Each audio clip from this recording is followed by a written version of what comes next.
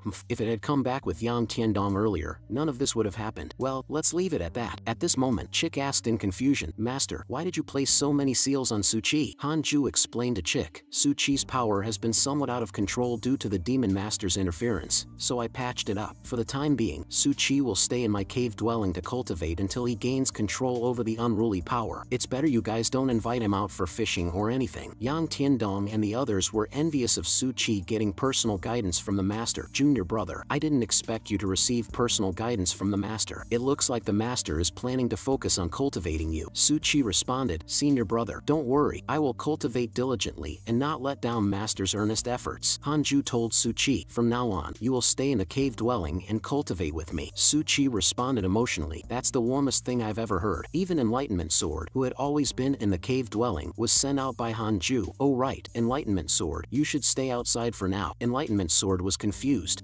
Master, why? Hearing that Su Chi could receive personal instruction, Doggy felt even more sorrowful. I feel like I can't love anymore. The master doesn't even personally guide me. Chick, however, didn't think much of it. Silly dog, the master practices ascetic cultivation in the cave, from half a year to several decades. Can you handle that? Doggy was surprised.